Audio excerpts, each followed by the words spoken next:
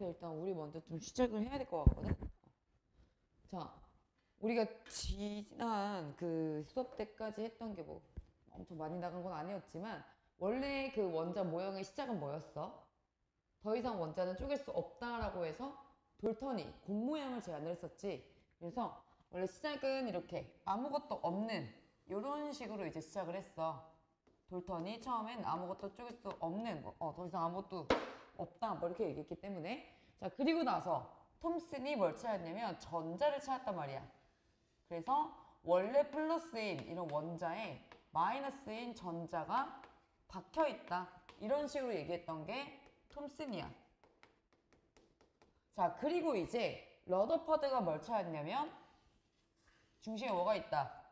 원자 핵이 있다라고 했고, 전자가 박혀있으면 이때는 안으로 쪼그라들기 때문에 쪼그라들지 않으려면은 바깥쪽으로 받는 힘이 필요하다 했지.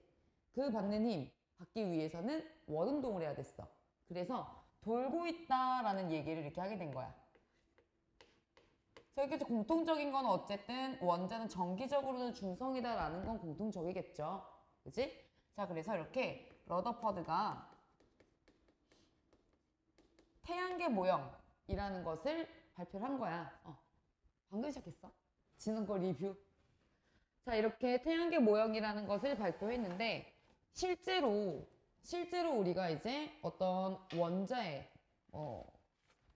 움직임, 특징 이런 것들을 관찰했을 때 이 운동하는 전자들은 실제로 움직이면서 전자기파라는 것을 방출을 해요. 전자기파. 그러면 어쨌든 에너지를 방출하는 거기 때문에 이 전자가 가진 에너지가 점점 줄어들 거 아니야.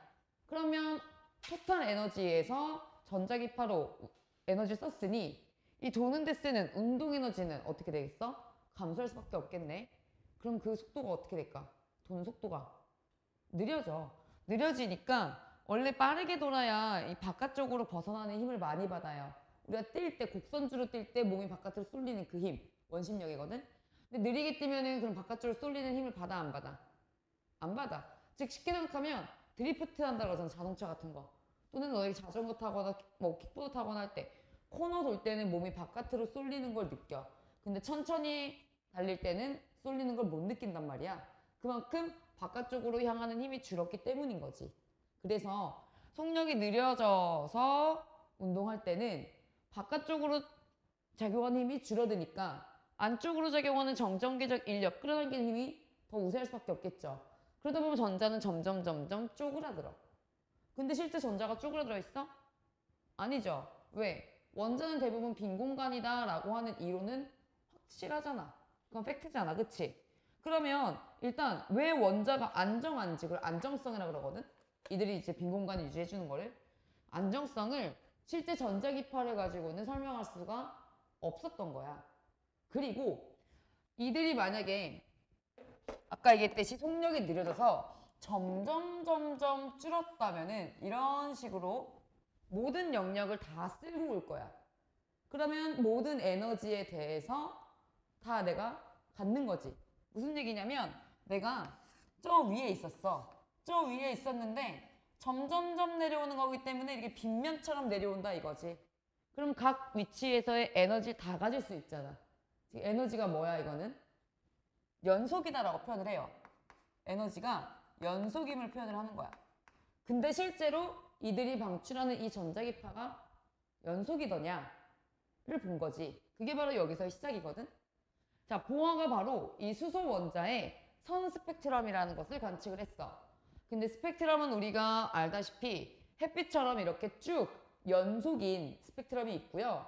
일부의 파장만 가지는 선 스펙트럼이 있어. 근데 연속으로 나타나는 경우는 말 그대로 모든 파장의 에너지를 다 가진다.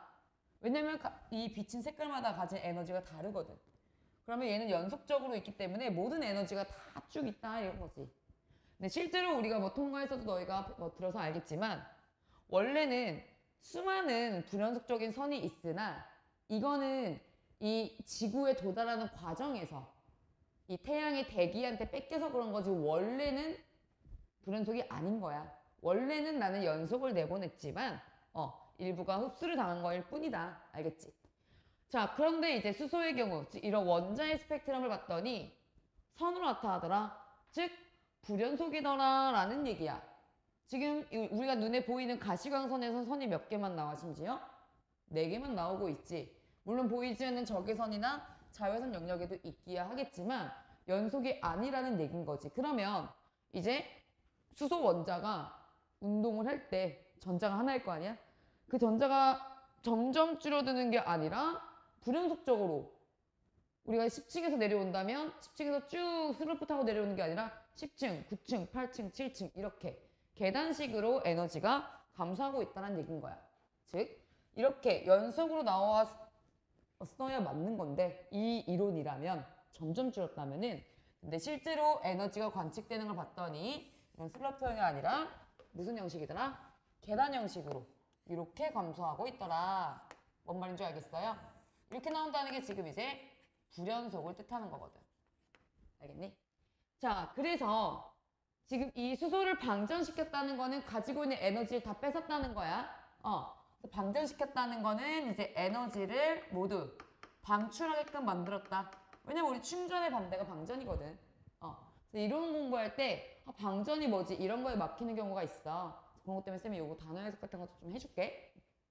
자, 그럼 이제 충전이 말 그대로 에너지를 넣어주는 거니까 얘는 가지고 있던 에너지를 방출하는 거지. 근데 그 방출하는 에너지들이 바로 특정한 파장의 빛만 가지고 있다. 근데 이 특정한 파장의 빛이라는 거는 바로 특정한 에너지 값이라고 해석을 하면 되는 거야. 왜냐면 빛은 파장마다 그 에너지가 달라지거든. 알겠어? 그래서 얘네가 방출하는 모양이 이렇게 불연속이라는 거는 그러면 왜 이런 현상이 나타날까라는 생각을 하게 된 거지. 알겠어요? 자, 그러면서 이제 보어가 그럼 이거 러더퍼드 모형으로는 이거 설명할 수 없어. 이거 틀렸어. 라고 하면서 이들이 존재할 수 있는 에너지 영역이 이렇게 모든 필드가 아니라 존재할 수 있는 에너지 궤도, 즉 층의 개념 우리가 알고 있는 이 궤도라는 게 있기 때문에 여기서 예를 들면 4층에서 3층 또는 3층에서 1층 이런 식으로 불연속적으로 건너뛸 수밖에 없구나 라고 하면서 우리가 알고 있는 전자 껍질이라는 개념을 도입하게 된 거예요. 그래서 이제 보어가 결국은 모형을 이제 도안하게 된 고안한 계기는 이유가 뭐다? 여기다 밑줄 거나 수소 원자의 불연속적인 선 스펙트럼을 설명하기 위해서 제안되었다. 왜냐면 이건 개념 문제로 꽤 많이 나오거든. 그래서 이 이유에다가 밑줄 한번 그어놔. 불연속적인 스펙트럼을 설명하기 위해서. 그리고 아까 얘기했듯이 이제 러더퍼드 모형의 한계가 뭐냐라고 한다면 결국은 이걸 설명할 수가 없었다. 수소 원자의 스펙트럼이 왜 불연속으로 나오는지 러더퍼드 모형으로는 불가능하다. 그리고 하나가 더 있어. 아까 얘기했듯이 쪼그라드는 거 설명하지 못했지. 안정성. 왜 안 쪼그라들었냐? 빈 공간 왜 있냐에 대해 설명하지 못했잖아. 그 두 가지가 한계점이 되는 거야. 그래서 이건 이론 물을 때 꼭 공부하시도록 해요. 자, 그래서 우리가 이제 특정한 에너지를 갖는 궤도를 전자 껍질이라고 썼고 제일 안쪽부터 K 껍질, L 껍질, M 껍질, N 껍질 이렇게 K, L, M, N, O, P 순서대로 이름이 점점 증가해요. 알파벳 순서대로. 그리고 이제 얘는 쉽게 말하면 그냥 넘버라고 생각하면 돼. 물론 넘버는 아니지만 N이 1, 2, 3, 4 층수를 얘기한다. 근데 이제 이 N을 원래는 주양자수라고 하는 어떤 양자역학에서의 함수예요. 말 그대로 여기서 주는 메인 할 때 그 주예요. 뒤에 가서 오늘 우리가 배울 내용이지만 이 전자들은 양자화되어 있다라는 표현을 해. 그게 바로 양자역학인데 되게 뭔가 있어 보이잖아, 양자역학 하면. 근데 양자화되어 있다는 뭐냐면 이 뜻이 말 그대로 불연속이다는 뜻이야. 우리 자연수가 연속이니? 아니죠. 수직선의 자연수를 표현해보면 안에 유리수도 엄청 많고 무리수도 많고 그지? 엄청나게 많은 수들이 존재하고 있잖아.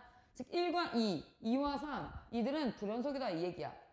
자, 이런 정수 자연수를 표현하긴 했는데 정수 있죠? 뭐 음의 정수건 0이건 양의 정수건 어떤 에너지를 정수배에 해당하는 값을 갖는 이런 입자들을 다 양자라 부르고 걔네를 양자화되어 있다라고 표현을 해요.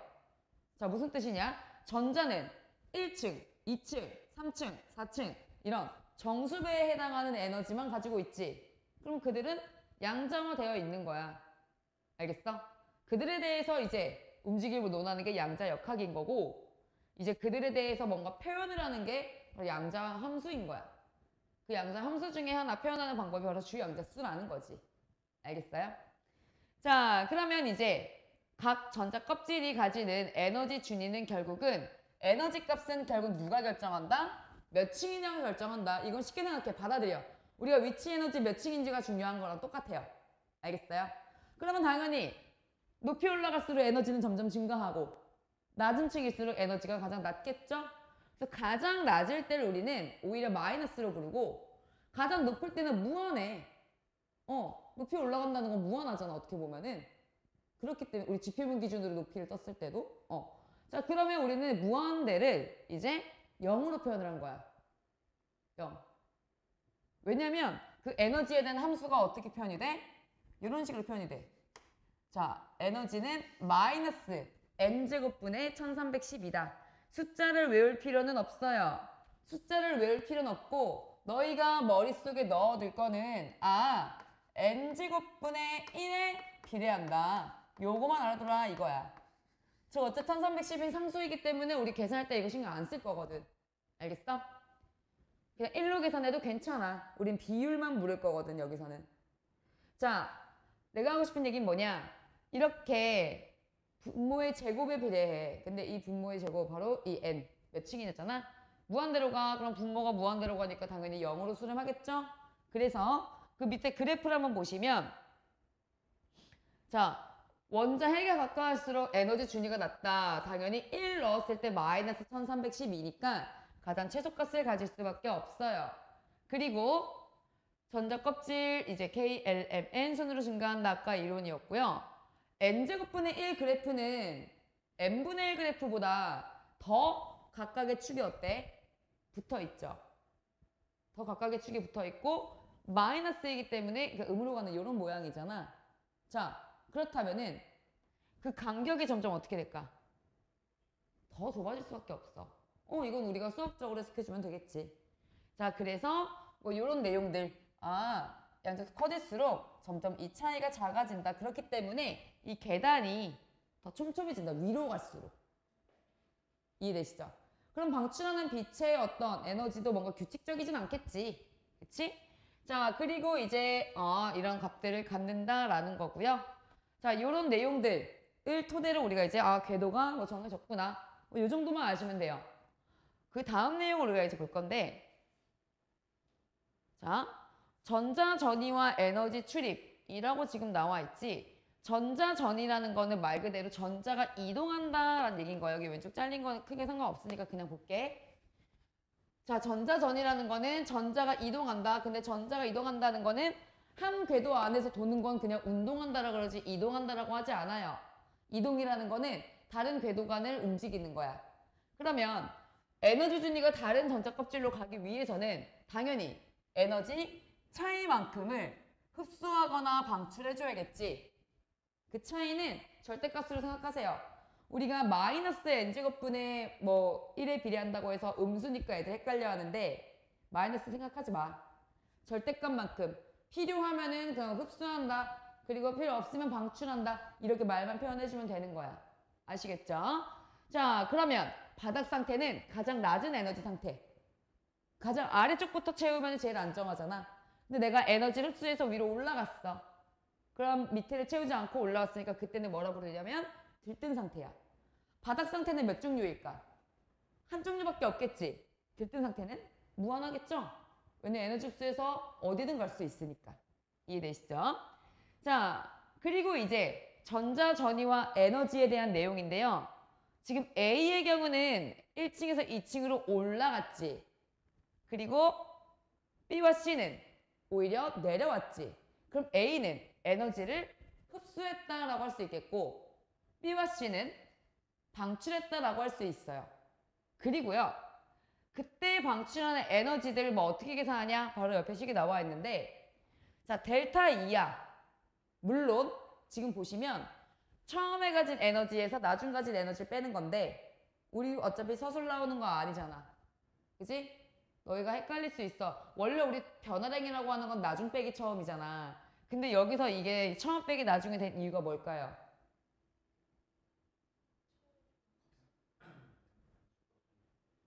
이거 우리 일부러 양수값 만들려고, 그치? 근데 얘는 이제 결국 양수가 될 수 없었던 거는, 근데 이거는 말 그대로 델타 값이라 가지고 내가 지금 B의 경우도 그럼 처음 빼기 나중, 얘도 지금 처음 빼기 나중이잖아. 내가 흡수할 건 방출할 건 그냥 무조건 처음 빼기 나중을 해줬지. 그리고 실제 식을 계산할 때는 앞에 음수 붙어 있는 것도 다 고려해줬어. 그리고 나서 이제 부호가 면에 따라서 마이너스 붙으면 흡수, 플러스 붙으면 방출, 이거란 말이야. 그러니까 우리가 평소에 알던 델타랑 약간 다르게 식을 써놨기 때문에 이거 이해하려고 하면 약간 오래 헷갈리거든. 근데 이게 왜 이렇게 썼냐면 결국은 우리가 변화량만을 볼 때는 말 그대로 처음에 비해서 얼마큼 변했냐니까 나중 빼기 처음인데, 여기서 말한 델타는 내가 얼만큼 흡수해야 되냐. 그 때문에 내가 처음에 비해서 나중에 되기 위해 필요한 양? 약간 이런 걸 묻는 거여가지고 순서가 이거니까 이 식을 이해하려고 하지 마, 그냥. 그래서 아까 쌤이 그냥 무조건 뭘로 보라 했어? 절대값. 1에서 2로 이동했건 2에서 1로 이동했건 머릿속에 뭐만 생각해? 그냥 1과 2의 차이만 구한다. 그러면 1이었으면은 그냥 마이너스 신경 쓰지 말라 했어. 그냥 1분의 1로 가. 분자 필요 없으니까. 2층이었으면은 2의 제곱이니까 4분의 1이겠지. 그럼 우리가 여기서 여기 뺀다. 이렇게 생각하라고. 그러면 4분의 3이잖아. 자, 그러면 여기랑 비교해볼게. 얘가 만약에 1층에서 3층으로 흡수했어. 그럼 그 경우에는 1과 9분의 1의 차이지. 그럼 그때는 9분의 8에 비례하는 어떤 에너지 값을 가지겠죠? 쌤이 이렇게 1로 써도 상관없다라고 얘기했던 건 이렇게 직접 에너지를 묻는 문제 안 나온다 이거야. 예를 들어 1에서 3으로 가는 어떤 에너지가 있었다면, 이게 D라고 한다면 A와 D에서 흡수하는 에너지의 비율은 몇이냐, 이런 걸 물어봐. 그럼 우리는 이 4분의 3 대 9분의 8만 해주면 되는 거거든. 절대값의 크기만 알면 되는 거야. 알겠어? 그리고 앞에 뭐 여기 1로 해도 전혀 무관하지, 어차피 비율이니까. 아시겠죠? 그러니까 여기 이렇게 교재에 이게 나와 있다고 해서 내가 이걸 할 줄 알아야 되는 게 아니라는 거. 걱정하지 말라는 거야. 수능에도 안 나와. 안 나온 지 꽤 됐어. 단지 내신이니까 이걸 얘기해 주는 거야. 알겠지? 자, 그리고 여기서 굉장히 중요한 얘기 나오고 있는데요. 지금 C에서 방출되는 에너지의 크기랑 B에서 방출된 에너지 크기를 비교했을 때 우리가 화살표의 길이만 보더라도 C가 길고, 길이를 고려하지 않더라도 당연히 2층에서 1층 뛰어내리는 것보다 3층에서 1층 뛰어내리는 게 훨씬 더 어때? 에너지 차이가 크죠? 그럼 이 중에서 에너지 같은 건 뭘까? A와 B겠죠? A가 흡수하는 에너지, B가 방출하는 에너지의 크기는 서로 동일하고 C가 방출하는 에너지가 가장 크다. 자, 그리고 여기서 중요한 얘기 아까 한다는 거 바로 요 얘기예요. 자, 너희도 밑에 여기 보라색 글씨로 작게 써있지? 빛에너지는 진동수에 비례하고 파장에 반비례한다. 진동수에는 비례, 파장에는 반비례. 그래서 에너지는 람다분의 F, 이렇게 표현을 하거든. F가 진동수예요. 람다가 파장이고요. F가 진동수, 람다가 파장. 알겠어? 자, 그럼 무슨 얘기냐? 아까 에너지의 비를 구하라 라고 했을 때 그 문제는 어떻게 바뀔 수도 있냐? 진동수의 비를 구하라로 바뀔 수도 있어. 근데 어차피 에너지와 진동수는 비례관계니까 에너지의 비가 곧 뭐의 비야? 진동수의 비겠죠. 그런데 파장의 비를 구하여라 라고 나올 때가 있어. 그럴 때는 서로 무슨 관계야? 반비례 관계니까 역수를 해줘야 돼. 그래서 자, 이거 따로 적어줄게. 너희 공부하기 쉽게. 만약에 문제에서 진동수의 비를 물었어. 그러면 이때 뭘 구해라? 에너지의 비. 그대로 구하면 돼요. 그리고 문제에서 파장의 비를 물었어. 그러면 역수의 비니까 에너지분의 1이라 써도 나게 되겠지? 의 비다. 너의 역수의 비가 만약에 에너지의 비가 A 대 B야. 역수는 굳이 A분의 1, B분의 1 할 필요 없이 B 대 A 자리 바꾸는 거 아시죠? 쉽게 가. 만약에 너희가 요거 때문에 그래. 그냥 숫자가 이상해. 36분의 막 7 때 아까처럼 막 예를 들어 막 9분의 8 뭐 이런 식이 나왔어. 그러면 어쨌든 통분이야 하겠지만 이걸 다시 뭐 역수를 해가지고 이거로 하고 뭐 이렇게 하는 것보다 원래 역수의 B는 이거 두 개 자리만 바꾸면 돼. 알겠어? 자리 바꾸고 나서 뭐 통분하든 자시간 하세요. 그건 너 편할 대로. 나는 그냥 자리 바꾸는 거 머리에 안 해야 되니까 원래대로 할래 라고 하려면 그렇게 해도 되고. 아시겠죠? 자, 그래서 옆에 짜투리 오른쪽을 좀 보시면 지금 수소원자의 스펙트럼을 봐봐. 자, 방전시켰어. 그러면 원래 가지고 있던 에너지를 내보낸다라는 거잖아. 그럼 에너지를 가지고 있었다는 뜻이니까 원래 무슨 상태였던 거야? 들뜬 상태였던 거지. 그러니까 방출할 수가 있겠지. 그래서 들뜬 상태에 있던 이런 전자가 갖고 있는 에너지가 바닥으로 되돌아오면서 그 차이만큼 방출할 건데 수소원자의 전자 이제 한기가 2층으로 들떠 있다가 1층으로 떨어질 수도 있고 또 3층에 있다가 2층 또 3층에서 1층 뭐 4층에서 몇 층 너무나 다양한 경우의 수가 있어. 근데 그 빛들이 모두 다 우리 눈에 보이는 거는 아니기 때문에 일단 우리 눈에 보이는 네 가지 선만 지금 이렇게 확인이 된 거고요. 확인은 물론 많이 됐지만 나와 있는 거고요. 우리가 이거 중요한 건 이렇게 4에서 2든 5에서 2든 3에서 1이건 그 값들이 연속이다 불연속이다? 불연속이다 라는 것만 알아두면 된다는 거야. 그게 캐치하면 돼. 알겠어요? 그래서 결국은 우리 수소원자의 스펙트럼 봤을 때 오른쪽으로 갈수록 빨간 빛이잖아. 얘들아 무지개에서 뭐가 제일 길어? 빨간색이 제일 길지? 너희가 색깔 헷갈리면 무지개를 떠올려. 가장 짧은 게 제일 안쪽에 있는 뭐야? 보라색이죠? 그러면 누가 제일 에너지가 큰 걸까? 무지개 중에서는. 제일 긴데 파장이랑 에너지는 반비례잖아. 파장이 길면은 그만큼 에너지가 작은 거야. 얘들아 이렇게 생각해봐. 쌤 파장을 지금 하나 그릴게. 파동을. 내가 가지고 있는 에너지 느껴봐. 어떤 상황인지 알겠지? 자, 또 하나 그릴 거야. 뭐가 더 에너지가 많게 느껴져? 밑에 거지? 에너지 많기 때문에 많이 흔드는 거야. 그래서 진동수가 큰 거야. 대신 촘촘해지는 거야. 너희가 줄을 흔들 때 생각해봐. 천천히 흔들 때랑 빠르게 흔들 때랑 에너지 다르잖아. 딱 와닿지? 자, 그러면 이제 우리가 생각했을 때 파장이 길어진다는 건 에너지가 감소하는 거고 오히려 파장이 짧아지는 이 보라색으로 갈수록 진동수와 에너지 증가하는구나. 자, 빨간색의 바깥쪽 빛이 뭘까요? 불불 저게 왜 해서? 적외선이야. 일로 가면 적외선이야. 보라색의 바깥쪽은 뭘까요? 자외선. 우리 아침에 나올 때 뭐 발라? 자외선 차단 크림 바르지? 왜? 점 생긴다고. 내 세포 죽이니까. 근데 적외선 차단 크림이란 게 있어? 없지. 적외선은 그만큼 자외선만큼 에너지가 세지 않기 때문이거든. 그것만 생각하더라도 보라색 쪽으로 가는 게 에너지가 크구나 알 수 있겠지. 오케이? 자, 그래서 이제 밑에 내용을 한번 가보시면 결국 불연속적으로 나타나는 까닭은 에너지 차이가 몇이냐에 따라서 에너지 방출할 건데 딱 그 궤도와 궤도 사이의 차이만큼 해당하는 에너지만 방출하는 거지 모든 에너지를 다 방출하는 건 아니니까 라는 내용이 나와 있는 거고요. 이제 우리가 수소원자가 방출할 수 있는 빛에 대해서 스펙트럼 계열이라는 거를 붙였어. 항상 우리 눈에 보이는 빛이 나오는 건 아니라고 했잖아. 그래서 에너지가 너무 클 때는 우리 눈에 안 보이는 빛이야. 우리 눈에 보이는 빛은 가능할까 볼 시자 써서 가시광선이라 불러.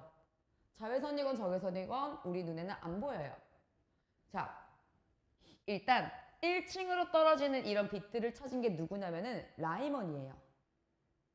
라이먼이 이제 찾았기 때문에 라이먼 계열이라고 이름 붙였고 무한대에서 또 4층에서 3층에서 2층에서 1층으로 항상 떨어질 때 어디에서든 1층으로 떨어질 때를 라이먼 계열이라고 하는데 그때 갖는 에너지가 설령 가장 작을 때가 언제야? 2에서 1이지. 그런데도 에너지가 너무 큰 거야. 에너지가 너무 크니까 파장은 너무 짧겠죠. 그래서 그 빛의 영역은 자외선밖에 나올 수가 없던 거지.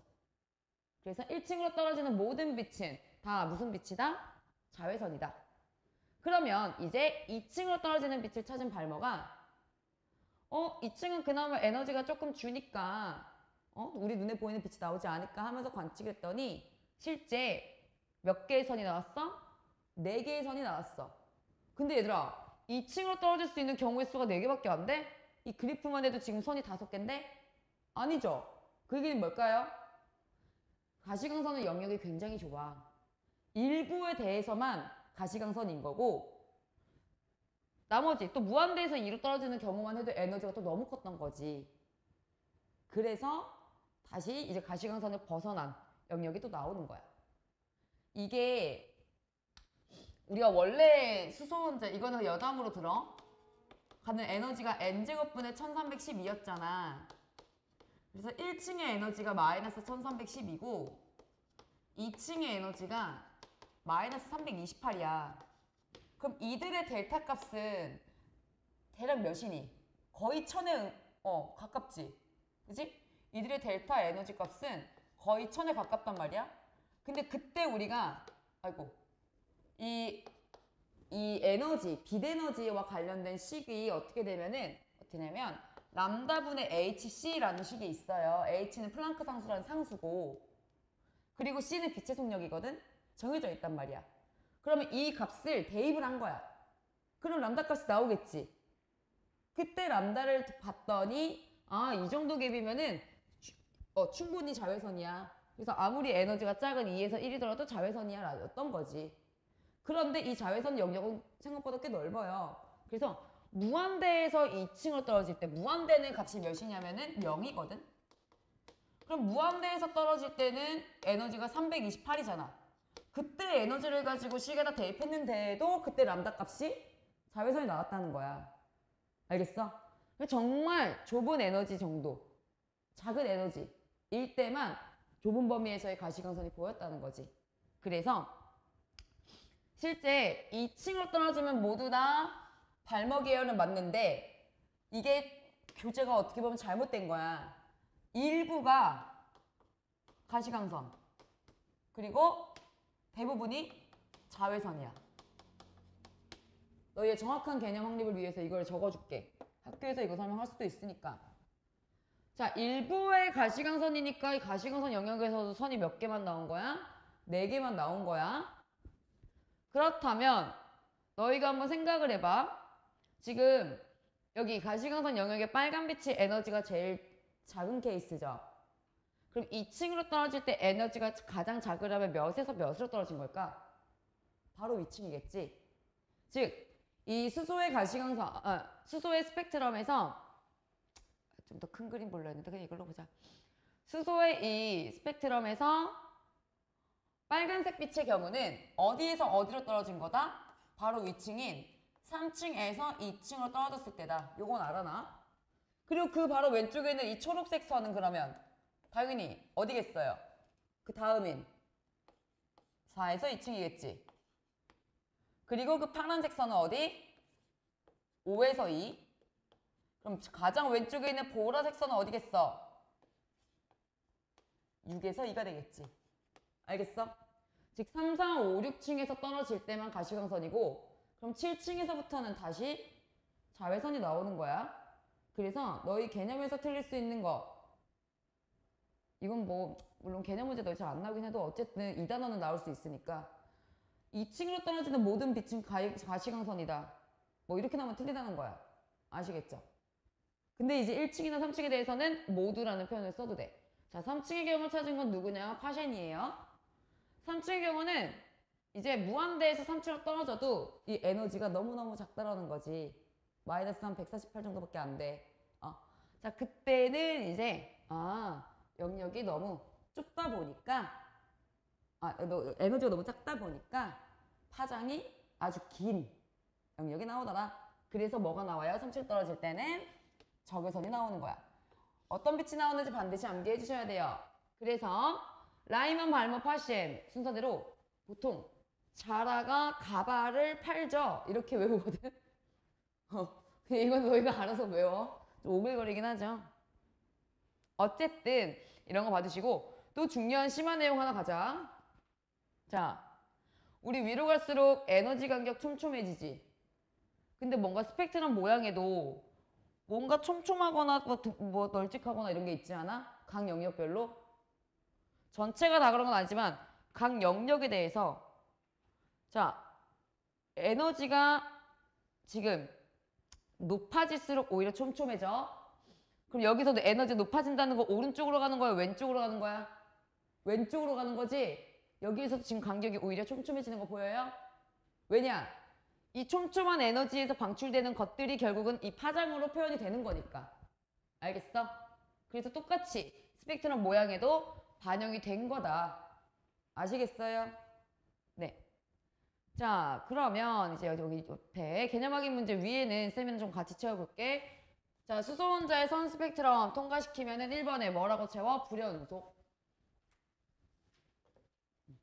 불연속적인 선으로 표현된다. 그리고 보어 원자 모형 2번에 뭐라 쓰면 돼? 궤도 이름 뭐라 불러? 전자 껍질. 가까운 것부터 순서대로 K, L, M, N 써주시면 되고요. 각 껍질의 에너지 값을 에너지 준이라고 표현을 해, 얘들아. 뭐에 의해 결정된다? 주양자수. 주양자수 기호가 뭐냐면 N이에요. 넘버라 생각하면 편해. 자, 8번에 가장 낮은 에너지일 때가 바닥 상태. 그리고 에너지 흡수수 높이 가면은 들뜬 상태. 자, 스펙트럼 계열 가보자. 라이먼은 바로 무슨 영역? 자외선. 그래서 1층으로 떨어질 때다. 발먼은 가시광선. 2층으로 떨어질 때고, 화쉐는 적외선. 그래서 어디로? 3층으로 떨어질 때죠. 여기가 됐으면 밑에 문제 풀어볼게요.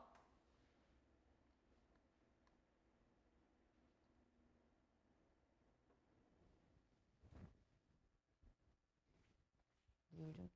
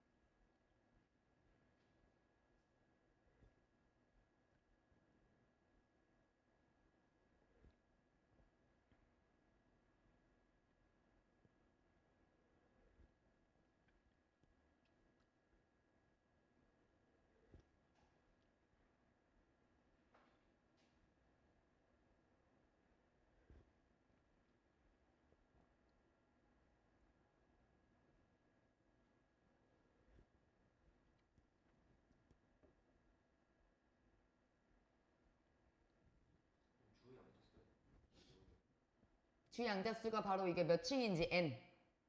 전자 껍질 층수를 뜻하는 게 주양자수야.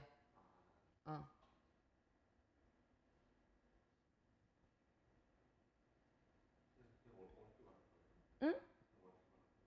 그게 쌤이 쉽게 표현한 거야.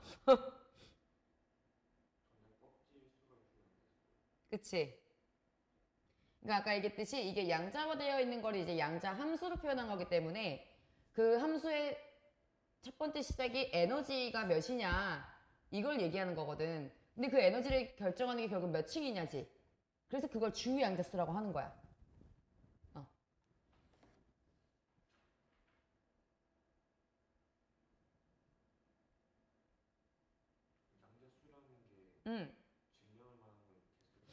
아, 양자 함수라고 생각하세요.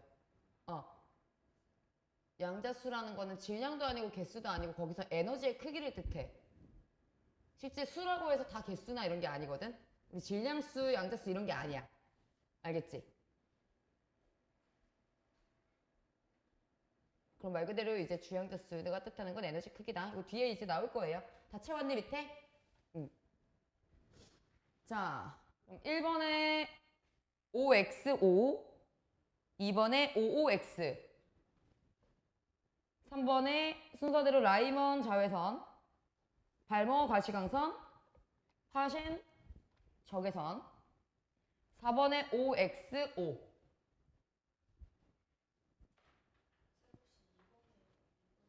이번에 2번 5. 아, 이게 지금 C 대 2잖아. 자, C가 몇 층에서 몇 층으로 와? 2에서 1이죠. 쌤이 무조건 분모의 제곱의 역수하라 했지? 그럼 4분의 1이랑 1의 차이야. 그럼 몇이지? 4분의 3. 그럼 2의 경우는 무한된 0이에요. 0과 4분의 1의 차이면 4분의 1이잖아. 그럼 4분의 3 대 4분의 1이니까 3대 1. 알겠으잖아?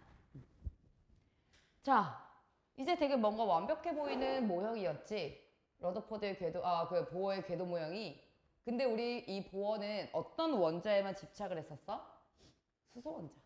수소원자 어차피 전자가 한 개니까 그 한 개가 어디로 움직이는지에 대한 거는 경우의 수로 다 표현할 수가 있어. 그리고 스펙트럼에도 그 한 개의 움직임에 대한 방출한 빛에너지가 나올 것이고. 그런데 원자번호 2번부터만 하더라도 전자가 2개 이상이야. 전자가 2개가 세트로 움직여요? 각계전투지. 그럼 원자번호 100번짜리는 100개가 다 각계전투로 움직여. 즉 누군가 움직일 때 누구는 안 움직일 수도 있고 누군가는 흡수할 때 누구 방출하고 또 누가 어디서 이동할지 몰라. 모든 경우의 수에 대한 걸 표현할 수조차 없어요. 거의. 알겠어? 그럼 실제로 이제 수소 원자의 스펙트럼의 경우는 딱 선이 깔끔하게 나왔지만 다전자 원자의 경우는 선이 되게 은근히 여러 개가 나와. 물론 선은 선이지만 똑같은 노란색 빛도 쪼개져서 되게 여러 개로. 왜냐면 어디서 어디로 이동하는지 그 전자에 따라서 또 전자 개수에 따라 달라지는 거고 똑같이 전자 2개가 2층에서 1층으로 떨어질 거야.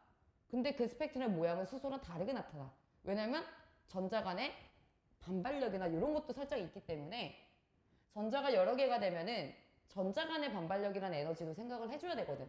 단순하게 전자가 이동하는 에너지뿐만 아니라. 알겠어? 자, 그래서 지금 이 한계가 뭐냐면 수소 원자에 대해서는 설명할 수 있었지만 2개 이상인 다전자 원자일 때는 설명할 수가 없었다. 그래서 이제 현대의 경우는 여긴 좀 어려운 얘기거든. 이건 일반 물리 약간 이런 내용인데 입자의 성질과 파동의 성질을 함께 가진다라는 게 전자는 말 그대로 우리 빛을 내면 음전할 때는 입자라고 얘기했었지, 톰슨이. 근데 빛 에너지를 방출한다. 근데 우리 빛은 파동이죠? 그럼 전자는 파동의 성질도 가진다. 이 얘기인 거야. 뭔 말인지 알겠지? 근데 이 성질을 함께 가지는데 동시에 가질 수는 없거든. 입자이거나 또는 에너지를 방출하거나 둘 중에 하나야. 이게 이제 뭐 불확정성의 원리 이런 건데 거기까지 너무 심하고 그냥 알지 마. 알 필요 없어. 이런 게 그냥 안 물어. 실제 그냥 이렇게만 알면 돼. 내가 움직이는 차들의 자동차를 사진을 찍었을 때 흔들리게 나오지. 아무리 찰나의 순간을 찍더라도 그 순간마저도 시간은 흐르고 있고 자동차는 움직이고 있으니까. 정확하게 딱 특정 시간에 어디에 있다, 얘 속력 몇이다 이거를 우린 정의할 수 있을까? 1초라는 시간도 어떻게 보면 시간의 흐름이야. 정말 우리가 짧은 시간이라도 그때 흐름이 있단 말이야. 즉 동시에 우리는 그 위치랑 운동량, 즉 이 속도를 지정할 수 없다. 그 위치가 여기 있던 순간에도 얘는 변하고 있고 또 운동량을 측정한 순간에도 변하고 있기 때문에 이 얘기인 거야. 즉 정확히 어디 있는지 모른다 이 뜻이야. 이 두 줄을 요약하자면 어디 있는지 모르니까 그 위치를 확률로 표현하겠다. 여기 있을 확률, 저기 있을 확률 이렇게. 이유는 모르니까 어디 있는지. 알겠어? 자, 그래서 방금 쌤이 했던 얘기 이제 뭐 장소에 위치할 수 없다 뭐 이런 얘기하고 있는 거고 근데 여기쯤 있겠지라는 확률은 알 수 있잖아. 여기서 사진 찍었을 때 일로 움직이고 있는데 갑자기 풀숲에 자동차가 있을 확률 이런 거 적을 거 아니야. 물론 갑자기 여기 충돌 사고가 나가지고 풀숲에 있을 확률 뭐 1% 존재할 수 있겠지. 0은 아니야. 공중에 떠 있을 수 있겠지. 갑자기 사고 나서. 근데 그럴 확률보다 도로 위에 있을 확률이 높잖아. 여기 있었으니까. 뭐 그런 얘기하고 있는 거예요. 알겠어요? 자, 그래서 우리가 이제 이런 확률로서 설명하기 위한 게 밑에 나오는 건데 아까 얘기했듯이 보어 원자 모형 한 개가 옆에 차트에 나오는 네온의 경우 전자가 10개거든. 선의 개수가 매우 많대. 수소의 경우 정밀하게 딱 선이 나왔는데 실제 네온을 정밀하게 관찰했더니 여러 개의 선이 모여서 촘촘하게 선이 모여서 하나처럼 보이더라는 거지. 이게 왜 그렇다? 아까 얘기했듯이 같은 전자 껍질로 이동을 하더라도 전자끼리 충돌하거나 때문에 에너지가 바뀔 수 있다는 거야. 알겠어? 자, 그래서 그 확률로 나타낸 걸 뭐라 부르냐면 이제 오비탈이다 라고 불러. 우리가 이제 어렵다라고 느끼는 두 번째인데 우리 양률에서 첫 번째 멘붕이었고 이건 개념 때문에 어렵다 느끼는데 쉽게 배우면 충분히 쉽거든? 쉽게 가자. 자, 오비탈은 뭐다? 말 그대로 어떤 공간, 전자가 존재할 수 있는 공간이라고 생각하면 돼. 근데 그걸 이제 확률 분포할 때 했다 이런 게 약간 어려운데 공간이 어떻게 확률이야? 라고 표현을 하는데 그냥 이 공간 안에 전자가 있을 것이다. 이렇게 생각하면 그게 확률이잖아. 추측이 그 확률이잖아. 그리고 그 확률을 전밀도로 확률 높을수록 점을 막 많이 찍어. 그럼 당연히 핵 주변이 많을 거 아니야. 그래서 핵 주변일수록 촘촘하게 많고 멀어질수록 듬성듬성해지는데 이 경우는 우리가 정확하게 경계를 알 수 있어요? 없죠. 그래서 경계면 그림이라고 하는 이런 모형으로 또 표현을 했어. 요건 약간 구름 느낌이야. 우리 구름의 경계가 정확히 어딘지 모르잖아. 구름 느낌이고 얘는 이걸 이제 선으로 그은 건데 구름은 우리가 선으로 그었다고 해도 이 물방울 입자가 이 주변에 있을 확률도 있잖아. 즉 여기서 중요한 건 90%라는 거. 확률이 90%인 영역까지 누적으로 90%의 영역까지를 선으로 그었어. 그럼 바깥에서 존재할 확률은 몇 프로? 10%라는 거야. 근데 이거를 개념에서 예전 휘문에서 이렇게 틀린 적이 있었는데 휘문 하면 좀 강남 파라콘 어려운 문제 나오기로 유명하거든? 애들이 정답률이 굉장히 낮았던 문제야 이게. 그건 개념 문제인데.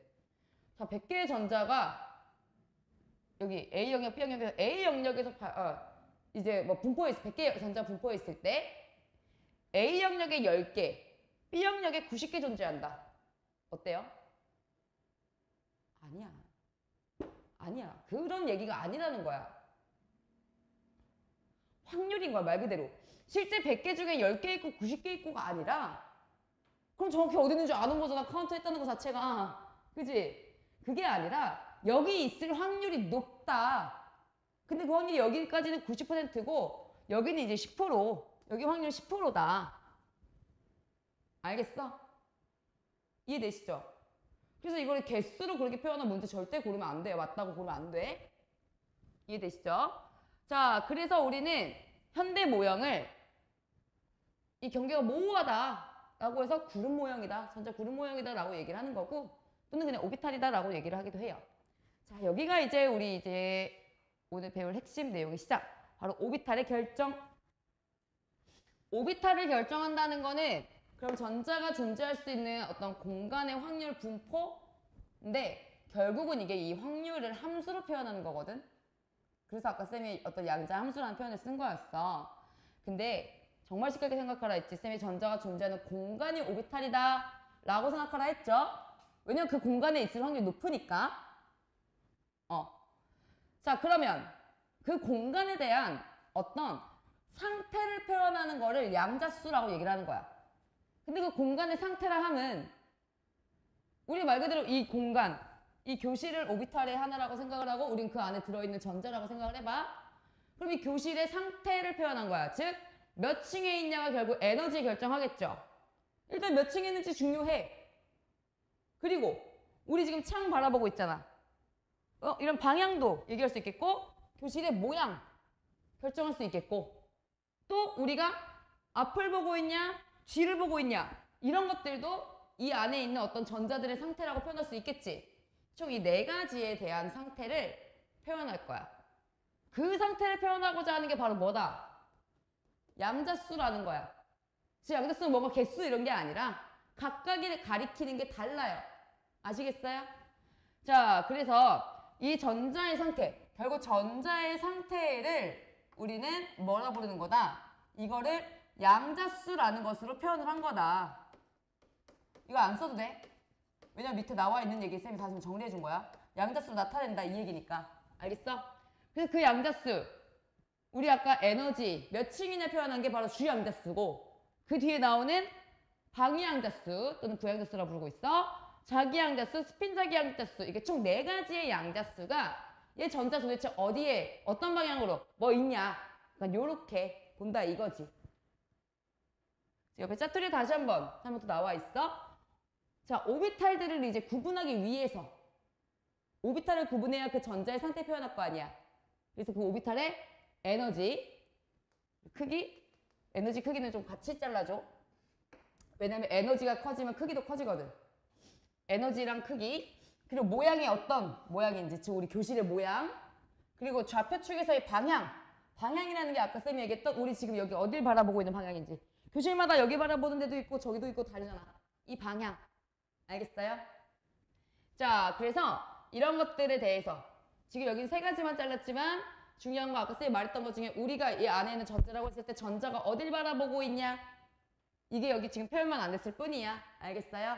그래서 이 네 가지 고유한 양자수를 가져요. 이 전자는 고유한 네 가지 양자수를 가져. 각각의 전자가 10개 있으면 그 10개가 가지는 그 네 개의 양자수가 각각 종류가 어때야 돼? 달라요. 겹치면 절대 안 돼요. 알겠어요? 자, 그래서 우리 이제 메인 내용으로 가보자. 주양자수란 어머 쉣 큰일 났다. 맨날 내가 잘못해가지고 이거를 홈 또는 엔드를 눌러버려. 방향키 바로 위에 있어가지고. 첫 번째 나오는 게 주양자수라고 나와 있지? 여기다 밑줄 거나 주양자수는 뭐를 결정? 에너지를 결정. 앞에서 봤던 내용들이야 여기는. 자, 그리고 결국은 에너지가 커진다는 건 오비탈의 크기도 커요. 알겠어요? 그래서 에너지가 커지면은 오비탈의 크기도 커지고 에너지도 높다. 뭐 이런 내용들이 있다는 거. 그럼 얘는 1층, 2층, 3층, 4층이니까 자연수값만을 가질 수 있겠고 결국 전자 껍질에 해당되고 이름이 붙어있죠? 1, 2, 3, 4일 때 K, L, M, N 순서대로 간다. 끝! 주행자수 이거만 알면 돼. 몇 층이냐? 끝! 알겠어? 근데 요거만 생각하세요. 우리 원자 내부에 존재하는 층이니까 당연히 원자 내부에는 1층보단 2층이 크고 3층이 크고 4층이 크겠지? 그러니까 당연히 이 공간에 대한 크기도 커진다. 그럼 이것도 암기할 필요 없지. 당연히 원자의 구조 생각해보면 궤도 생각해보면은 원주 커지니까 당연히 커지겠지. 너무나 당연한 거야. 알겠어? 에너지 커지는데 층수 높아지는데 크기는 왜 커진다고? 공간이 왜 커진다고? 이게 아니야. 당연히 커지는 거야 어떻게 보면. 자, 그러면 방위양자수는 뭘까? 근데 괄호치고 다른 말로는 부양자수라고도 한다. 근데 우리 주가 있고 부가 있다는 건 뭔가 서브 역할 한다는 거지. 그지? 근데 아직은 그걸 보지는 않을 거예요. 아직은. 자, 밑줄 거 오비탈의 모양을 결정. 즉 공간의 모양을 결정하겠다 이거야. 직사각형 교실이냐 원형 교실이냐 뭐 이런 식으로 괄호치고 옆에다 이렇게 써. 그럼 이걸 종류라고 표현해도 되잖아. 모양이 종류에 따라 모양이 다르거든. 그치? 대강의실, 뭐 소형강의실, 뭐 이런 행실 다 종류가 다르듯이 모양도 다르잖아. 그치? 그래서 오비탈의 종류를 결정한다고 생각하면 돼요. 그리고 우리는 그 오비탈의 종류마다 번호를 줬어. 우리 아까 교실에서 번호 있잖아. 몇 번 있잖아. 학번 있듯이 이 교실의 종류한테도 번호를 준 거야. 그리고 이제 이름도 붙인 거지. 여기도 번호와 이름 있듯이 여기서도 번호와 이름이 있어. 이름은 소문자로 SPDF 이런 거고 SPDF는 그냥 그 자체로 익숙해져. 원래 어디서 왔냐면 이건 심심 땅콩으로 가봐. S는 샵, 샤프한, 프린시펄, 디퓨즈, 펀더멘탈. 뭐 근본도 없는 데서 따왔어. 지는 펀더멘탈이라고 하지만. 그치? 어디서 따온 건데 누구는 왜 디퓨즈, 누구는 혼란스럽고 누구는 왜 샤프하고 왜 맘대로. 근데 이게 뭐 웃긴 게 샤프는 심지어 원형이거든? 근데 이름이 샤프야. 웃기죠? 그러니까 얘는 그냥 SPDF 이렇게 익숙해져. 우리 F는 거의 보지도 않을 거야. 자, 그리고 일단 주양대수가 n일 때 L 값은 0부터 n-1까지 총 n개라는 거는 n종류라고 생각해주면 돼요. 즉 n층일 때 n종류. 알겠어? 그래서 0부터 n-1까지다. 자, 그럼 시작해봐. n이 1이면 0 말고는 돼, 안 돼? 안 되죠. n이 2면은 0, 1 되겠고 n이 3이면 0, 1, 2까지 되겠죠. 또 이 공간에 여백이 있으면 요걸 써놔. L이 0인 경우를 S 오비탈을 불러. S. 번호를 0번부터 붙인 거야. 그리고 기호는 S. L이 1일 때가 P예요. L이 2일 때가 D예요. 당연히 3일 때가 F고 뭐 이렇게 가겠지. 자, 그러면 쌤이 아까 주역대수 n이면 n개 있다라는 게 n 종류라고 했잖아. 그치? 결국 이거는 총개수가 아니라 n 종류를 의미하는 거야. 그럼 1층이면 한 종류지.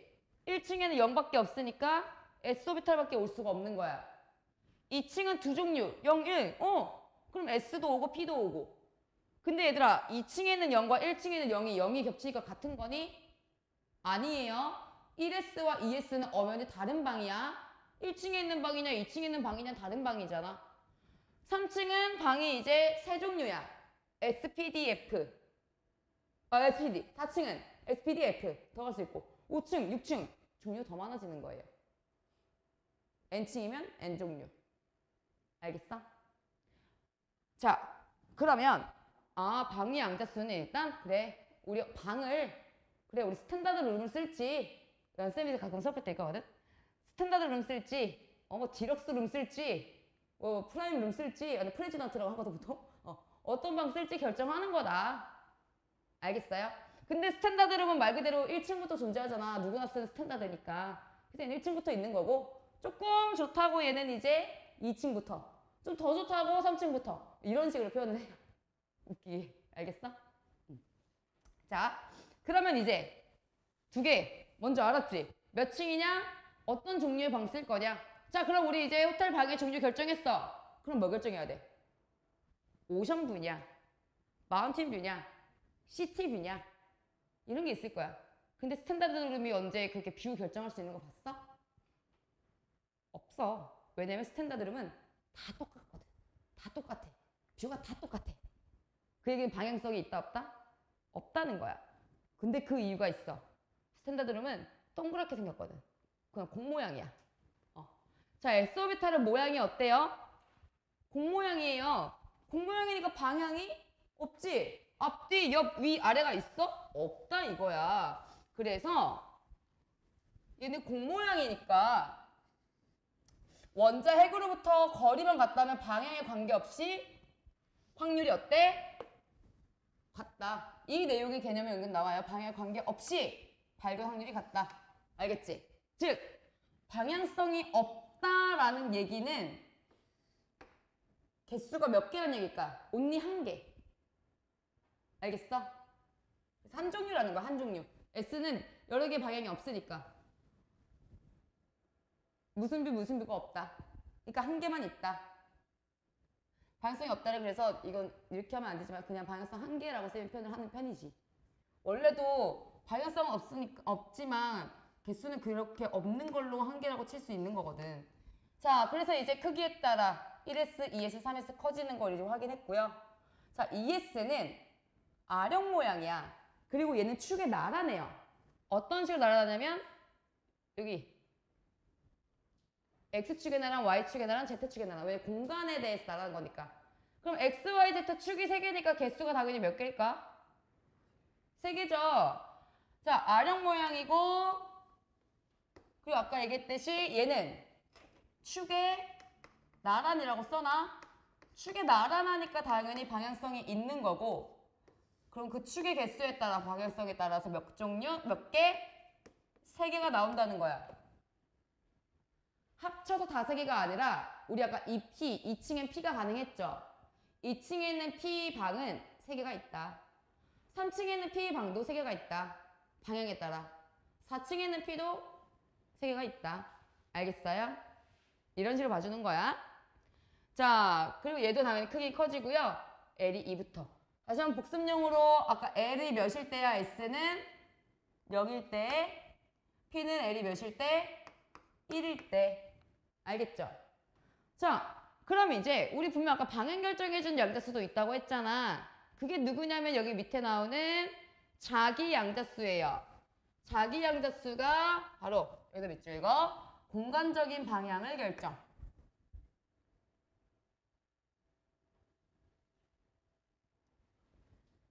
그래서 여기서는 이 방향의 개수가 결국은 오비탈의 개수라고 할 수 있다. 그리고 실제로 얘는 ML이라고 해서 L을 아래 첨자로 표현을 했죠.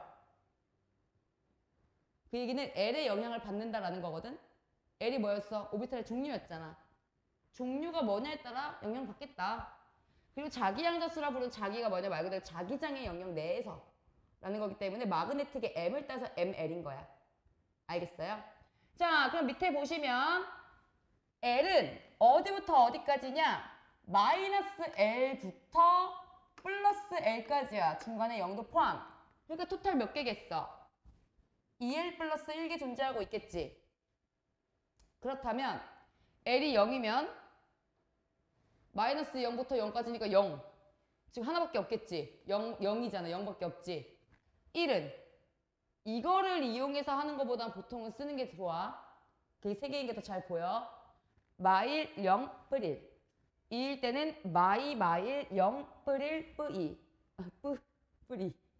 자, 얘가 그러면 이게 S오비탈, P오비탈, D오비탈인데 S오비탈은 방향성이 없다라고 표현했지만 쌤이 이거는 한 가지 방향밖에 없다. 즉 다 똑같다. 이렇게 표현했잖아.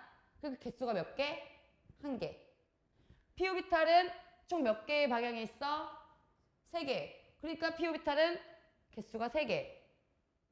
D오비탈은 5가지 방향이 있으니까 개수가 몇 개? 5개. 그럼 F는 몇일까? F는 3이니까 마3부터 풀3까지니까 7개겠지? 그러니까 1, 3, 5, 7 이렇게 개수가 나가는 거. 규칙. 뭔가. 그걸 외울 필요는 없지만. 알겠어요? 근데 이거를 절대 이렇게 해석하면 안 돼. 전체 통틀어서 개수가 아니라 각 층에 있을 때.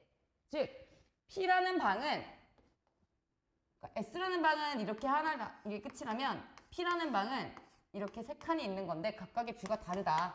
얘는 일로 보고 얘는 일로 보고 얘는 일로 보고 약간 이런 느낌으로. 그럼 D는 5칸짜리고 약간 이런 느낌이라고 보면 돼요. 그럼 각 층에서 2P도 3개, 3P도 3개, 4P도 3개 이렇게 가는 거예요. 알겠어요? 자, 그리고 이제 마지막. 자, 우리 이제 몇 층인지 정했고 방 종류 정했고 방향 정했지. 그럼 이제 우리 가서 뭐 해야 돼? 전자가 들어가야 돼. 근데 전자가 신혼부부야. 뭔 소리냐면 우리 남녀를 표현하는 기호 혹시 이거 본 적 있어? 본 적 있죠? 요즘 애들은 모를 수도 있더라고. 처음 본데. 어디? 자, 머리 방향이 서로 어때? 반대야. 이 전자들은 똑바로 놓으면 싸워. 불가능해. 있을 수가 없는 일이야. 안 맞아, 구조가. 이렇게 해야 딱 맞아 들어가. 이 얘기는 뭘까? 반대로 놓아야 된다. 반대 방향으로 있어야 된다는 거야. 즉 하나가 위로 누워 있으면 하나는 아래로 누워 있어야 돼. 옆으로 누는 건요? 안 돼요. 위아래 말고 없어. 누가 침대 옆으로 누워. 알겠어? 그리고 우리 남남 돼? 얘 신혼부부라 했잖아, 쌤이. 우리 미국 아니잖아. 남남, 여여 이런 거 돼, 안 돼? 안 되지. 무조건 남, 여. 반대여야 되잖아. 즉 같은 방향이면 된다, 안 된다? 안 된다. 이건 절대로 불가능한 일이야. 생물학적으로 절대 불가능하잖아. 있을 수가 없는 일이야. 알겠어요? 자, 그 얘기야. 얘는 유일하게 앞에 양자수가 몇인지에 영향을 안 받아. 그냥 얘만 전자에 대해서야. 몇 층에 있고 어떤 오비탈에 있고 어떤 방향이건 뭐 원래 아까는 L의 경우는 0부터 n-1 ML의 경우는 마이너스 몇부터 뭐 다 영향을 받았지. 근데 얘는 그냥 업이면 플러스 2분의 1, 다운이면 마이너스 2분의 1 딱 몇 개? 두 가지로 끝. 절대로 같은 스핀을 갖는 전자가 들어갈 수가 없어. 업 아니면 다운이야. 그래서 여기다 몇 줄 이거? 오비탈에는 한 개 오비탈에는 서로 다른 스핀을 갖는 전자가 최대 몇 개? 두 개까지만. 이건 절대 위배 불가능해.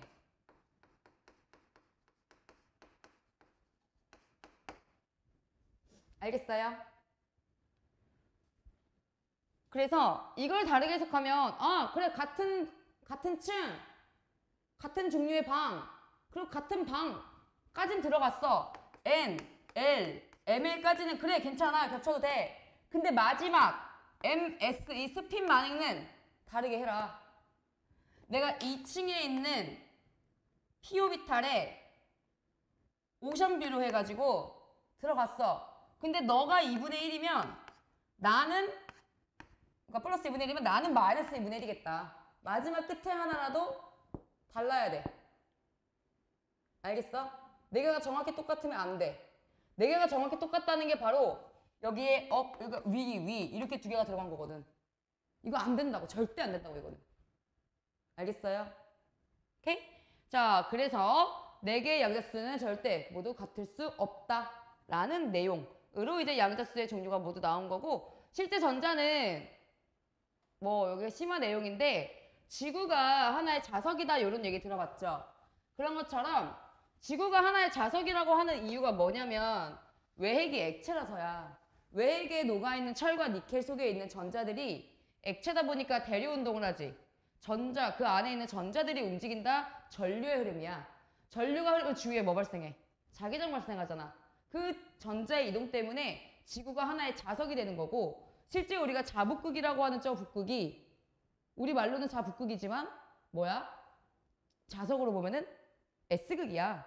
S극이니까 나침반이 N극이 글로 이렇게 향해서 들어가는 거지.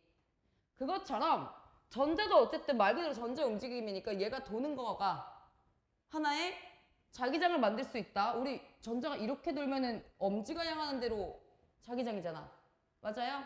그래서 이걸 하나의 근데 이게 원래 전자가 도는 대로 엄지가 가리키는 게 실제 N극이다라고 배웠잖아. 우리 올고는. 근데 그건 전류 기준이잖아. 전자는 전류랑 반대죠. 그치? 전자는 전류랑 반대니까 오히려 전자의 스핀 방향을 4개의 손가락으로 했을 때 엄지가 가리키는 방향은 뭐라? S극이라는 거야. 심하니까 이해 안 되면 하지 마. 알겠지? 학교에서 하면 그때 알려줄게. 여기는 딱히 몰라도 돼. 이건 거의 일반급 내용이라. 자, 그래서 토탈 관계 뭐 이렇게 나와 있는데 여기 안에 표는 그냥 복습할 때 정리해 보시고 전자 껍질은 결국은 n이 몇이냐에 대한 거고 오비탈의 종류가 결국은 L이 지정하는 거다. 얘는 몇 종류다? N 종류다 라고만 괄호 안에 써놔. 그리고 여기 밑에 오비탈의 수는요. 각 층별 총개수야. 오비탈에. 1층이면 1개, 2층이면 1 플러스 3이니까 4개, 3층이면 1 플러스 3 플러스 5니까 9개. 그러니까 제곱이죠.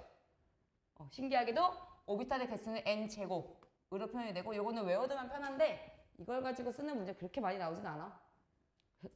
이거 외우는 것보다 그 실제 쓰는 게 빠르기도 하고. 그리고 이건 당연히 연결 지을 수 있어. 이거 남기가 아니야. 우리 오비탈 한 개당 전자 몇 개 들어간다고? 2개. 그러니까 오비탈이 총 n제곱개면은 최대 허용할 수 있는 각 층별 전자수는 2n제곱이겠지. 그래서 1껍질은 2개만 들어가는 거야. 그래서 2껍질은 8개 들어갈 수 있는 거야. 알겠어? 주기율표에서. 근데 3껍질도 우리 8개라고 알고 있지만 여기 18이라고 나오죠. 이건 주기율표 때문에 그런 거야. 주기율표 때문에. 주기율표만 그렇게 해놓은 거니까 아 이거는 그냥 원래는 288이 아니라 2818 이렇게인데 우리가 주기율표 보면은 가운데 텅 비어있는 요런 모양이잖아. 이렇게. 그치? 실제 3껍질에 있는 애들이 좀 나중에 쌓이는 몇 개가 있어. 실제 3층이지만. 그런 애들 때문에 주기율표상에서 아래로 내려가 있는 거고 그래서 우리가 8개라고 배울 뿐인 거야. 그 내용은 좀 쉬었다가 이어서 해줄게요. 알겠어? 그래서 거기 이제 여기 에너지 준위, 에너지가 어떻게 높아지는지랑 전자가 채워지는 규칙들만 보면 끝인데 어떻게 채워지는지랑 규칙은 거의 같은 내용이거든. 그래서 얼마 안 남았어. 금방 끝나. 오비탈까지 오늘 다 끝내버릴 거야. 5분 정도 쉬었다가 이어서 여기 마무리 해줄게.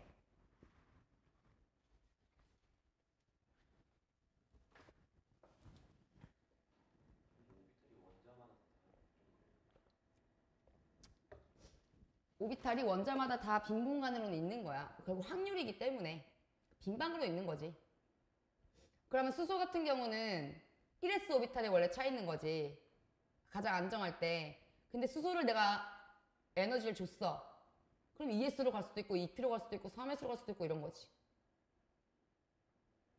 알겠어?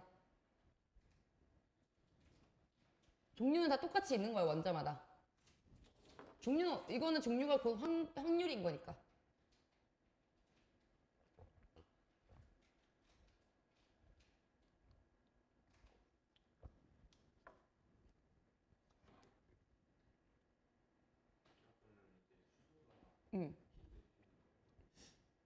수소가 P가 될 수는 없는 건 게 전자가 하나잖아. P가 되려면 전자가 15개여야 되잖아. 수소 P가 된다는 거 P 오비탈 얘기한 거야? 아, 그치. 에너지 없으면 들뜬 상태면 가능한 일이야. 2P로 전자가 갈 수가 있고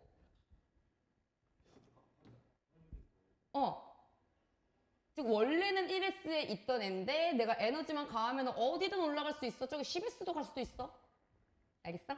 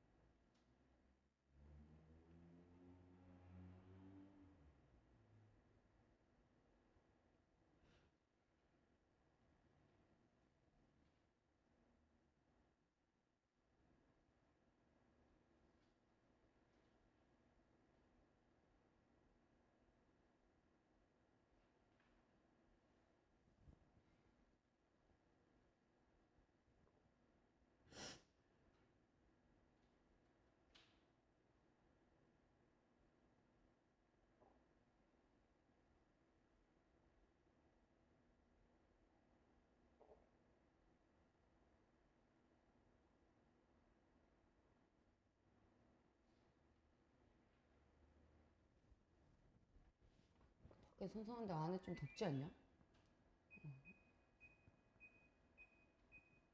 다들 선선해서 오늘 껴입었구나.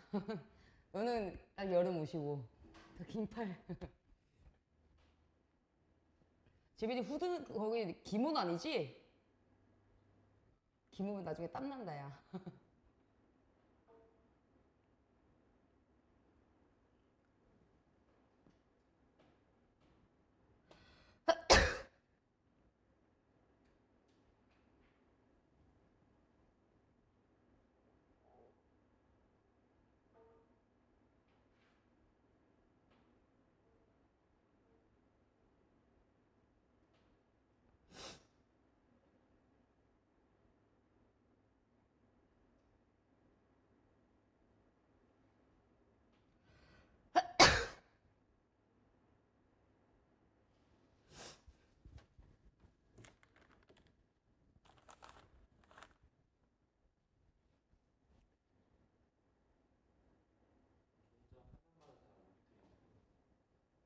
전자 하나마다 각각의 오비탈이 있다는 거는 각각의 공간에 대한 확률이 있다는 거지. 근데 그 전자들이 어떻게 채워질지라는 건데 이 뒤에 내용을 알면 전자가 채워지는 게 나와요. 전자는 실제 가장 안정할 때가 핵이랑 가까울 때잖아. 근데 그렇다고 없는 공간에 억지로 채워넣을 수는 있겠지. 없겠지. 있겠지. 그러면 1S에는 최대 몇 개 들어가? 2개가 들어가. 그러면 이제 각각이 이제 1S에 대해서 하나 가지는 거지. 그리고 나머지는 이제 2층에 대해서 ES에 채워지고 그 다음에 EP에 채워지고 그럼 각각의 전자들이 각각의 오비탈을 가진다? 라는 표현 뭐 써도 되겠지. 각각에 대한 공간 확률은 무조건 있어야 되니까. 없으면 전자가 존재할 공간이 없어지는 거잖아. 대신에 같은 오비탈이어도 방향이 다르게 있어야 된다. 스핀 방향이. 그리고 2개가 꽉 찼으면 들어가면 안 된다. 그런 예능들이 이제 뒤에 나오는 거야. 그러니까 여기에도 전자가 채워질 때 위로 하나 채워지고 아래로 하나 채워졌으면 끝. 여기 채워지고 여기 채워지면 끝이라고. 꼭 좌우라고 할 건 없고 그건 공간에 대한 확률이니까 좌우 한 개씩 채워지는 건 아니고 P라는 방이 어쨌든 오비탈이 총 3개인 거잖아. 합쳐선 6개 채워지는 거겠지만 각각에 대해서는 여기도 2개, 여기도 2개, 여기도 2개, 여기도 2개 각각 2개씩만 채워진다고. 오비탈 하나에 전자 2개씩. 아까 얘기했던 마지막에 내가 제일 중요하다 했던 거. 수소 같은 경우에 전자가 하나만. 걔도 하나밖에 없으니까 못 채운 거지. 그러니까 채울 땐 최대 2개. 없으면 하나만 채우면 되고. 그러면 3개의 전자 3개 있으면 오비탈이 2개. 네. 아래서부터 채울 때는. 근데 각각 한 개씩 가지면 3개 있을 수도 있지 뭐. 알겠어?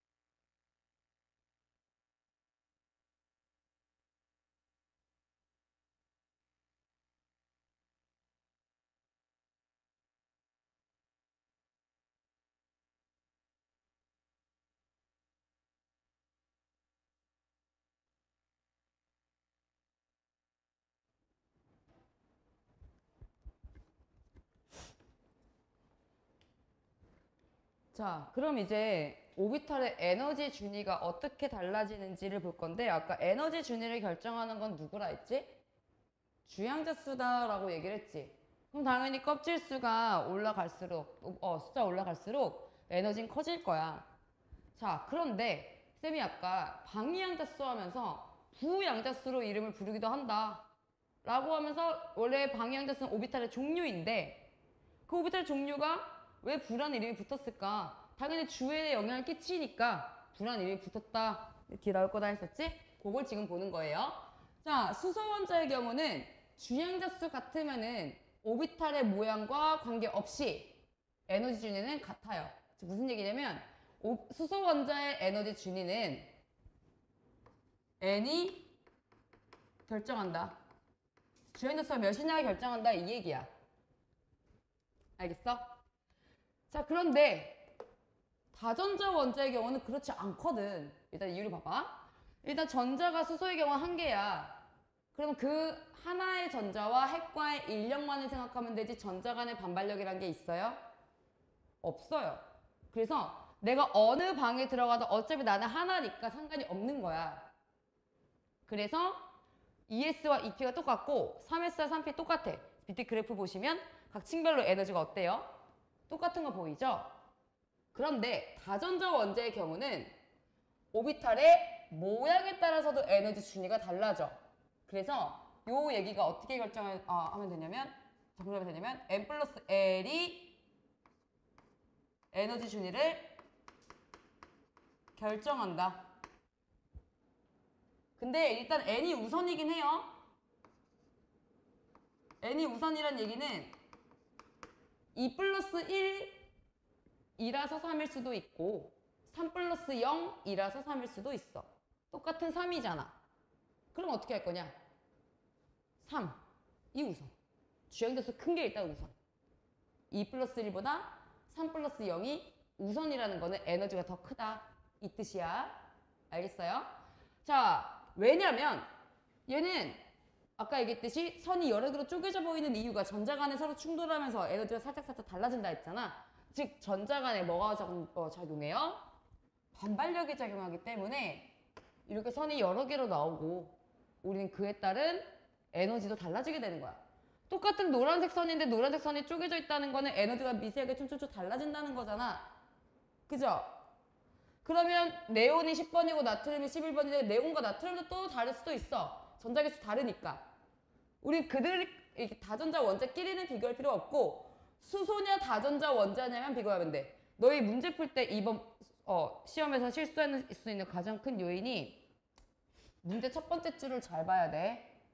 다음은 하면서 수소 원자에로 시작하는지 다음은 또는 질소 원자에 인 원자 이렇게 다전자 원자인지 수소 원자인지 아닌지를 반드시 판단하고 문제 풀어야 돼. 달라져. 알겠어? 지금 그래프로 보면 먼저 알 수 있겠지만 똑같은 2층에서도 ES보다 EP가 에너지가 높아요. 얘는 전자가 채워졌을 때 여기 방 하나지만 얘는 방 3개가 되면서 더 많은 전자 들어가니까 이 안에서 반발력이 생길 수 있잖아. 5개인 방은 더 하겠지. 심지어 5개인 방은 층까지 넘어서 버렸어. 이렇게 방의 그 개수가 많아질수록 그 안에 전자가 채워졌을 때의 반발력을 고려해야 된다는 거야. 알겠어요?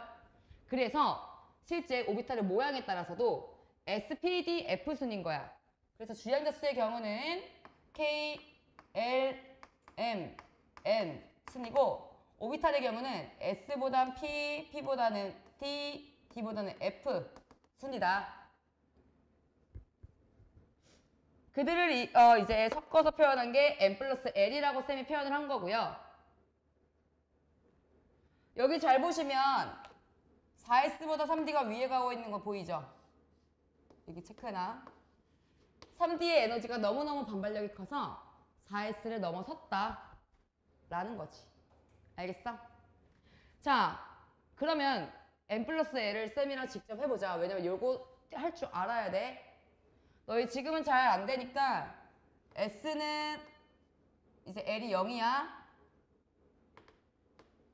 P는 L이 1, D는 L이 2.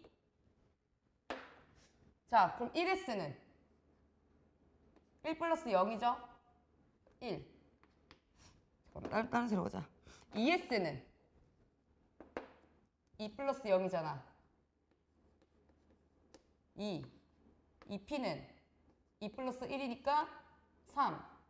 3S도 3 플러스 0이라서 3인데 왜 3S가 뒤에 갔어? 주행자 수가 큰 게 우선이니까. 에너지 더 큰 거니까. 알겠어? 자, 그럼 3P와 보자. 3 플러스 1이죠? 4. 자, 4S. 4 플러스 0이라서 4인데 얘도 주행자 수 큰 게 우선이어서 일단 왔어.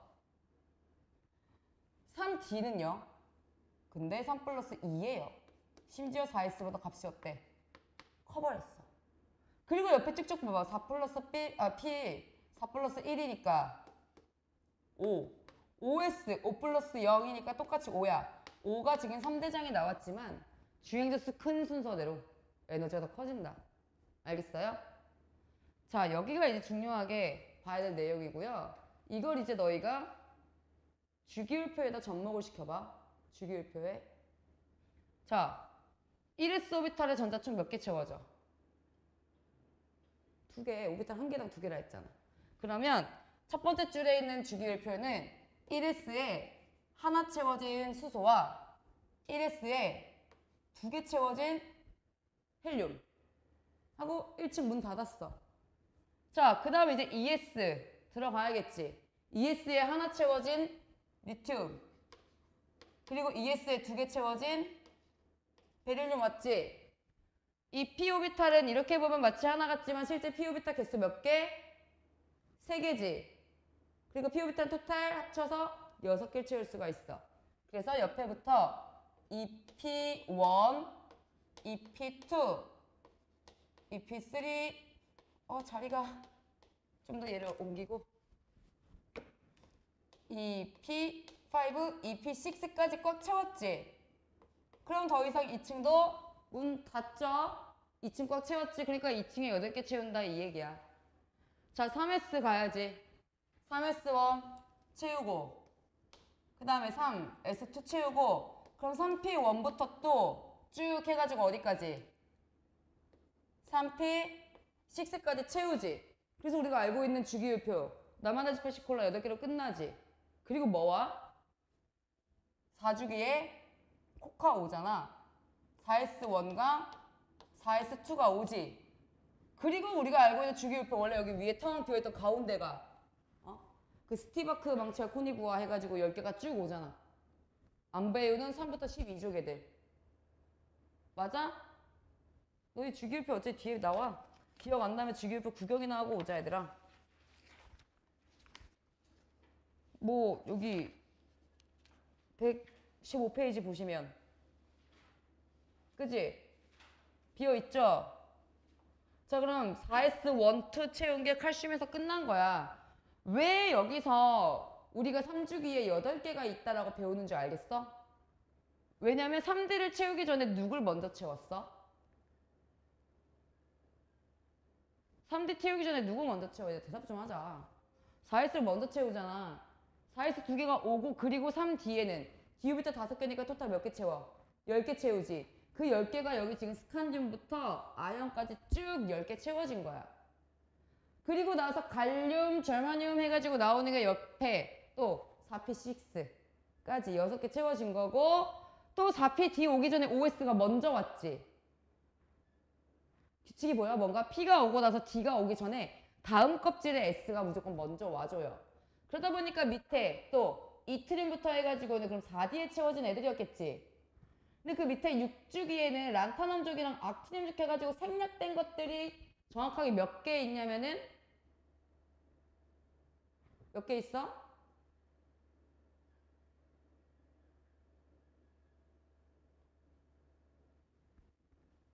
열다섯 개 있지? 이 15개 있는 것들은 또 결국은 우리 뭐까지? F오비탈. 우리 D나 F 이런 애들 나중에 채워지는 나중에 채워지다 보니까 걔네는 그럼 주기율표가 점점 이렇게 길어져야 되잖아. 안 예쁘잖아.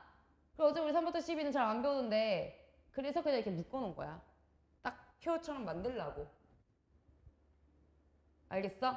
실제로 그러면 우리가 원자과 전자가 최대 빵개, 즉 최외곽 전자는 8개, 전 껍질은 최대 8개 채워질 수 있다 라고 배웠지. 그거는 가장 바깥 껍질일 때만.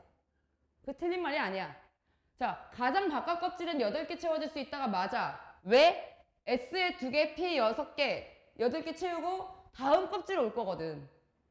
그럼 가장 바깥은 8개가 맞는데 한 껍질은 최대 8개다라고 하면 돼, 안 돼? 그건 안 되는 거야. 왜? 가장 바깥 껍질이 와주고 나서 안에다가 다시 몰래 넣을 거거든. 알겠어? 그래서 바로 이 3D가 그런 의미라는 거. 이해되시죠? 자, 그래서 이제 결국 다전자 원자의 경우는 이렇게 에너지가 달라진다. 그러면 지금 연결해 준 거 이렇게 87페이지로 바로 가보자. 자, 우리가 이제 전자를 채울 때는 가장 아래쪽부터, 안정한 쪽부터 채워져야 돼. 그래서 그 전자배치 규칙 여기 2번부터 보세요. 싸움 원리라고 나오고 있는 게 바로 그거야. 에너지 준위가 가장 어떤 거부터? 낮은 것부터 채워져라.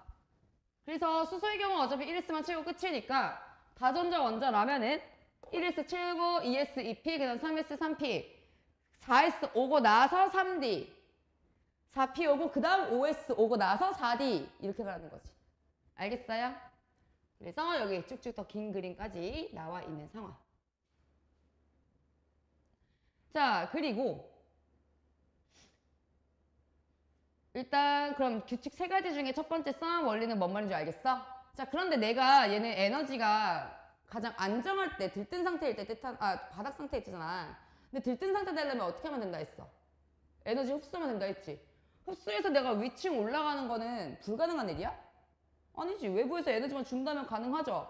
즉, 얘는 위배 가능해요. 에너지만 준다면 위배 가능한 일이야. 알겠어? 근데 아까 앞에서 쌤이 하나의 오비탈에는 최대 전자가 몇 개? 2개. 그리고 스핀이 무조건 반대여라. 이거는 절대 같은 스핀이거나 3명 이상 침대 쓰거나 이런 거 된다 했어, 안 된다 했어? 2인용 방인데 몰래 3명 들어갈 거야? 안 된다고. 알겠어? 절대 에너지를 얼만큼 가한다는 게 절대 위배 불가능이야. 알겠어? 자, 그리고 이제 훈트 규칙이 마지막인데요. 형제자매 다들 있지? 물론 외동인 사람도 있겠지만 보통 형제자매들이 있잖아. 우리가 이중인격이 아닌 이상 방에 혼자 있는데 내가 누구랑 싸울 수 있어? 내가 막 이중인격으로 서로 싸우지 않는 이상? 불가능하지. 근데 사람을 한 방에 몰아넣으면은 최대 일단 2명까지 들어가니까 한 방에 2명을 몰아넣으면은 정말 무엇이든 다 맞는 건 아니야. 정말 조금의 어떤 것 때문이라도 싸움은 발생할 수 있어. 또는 공간이 좁아서라도 밀어낼 수도 있고. 그지?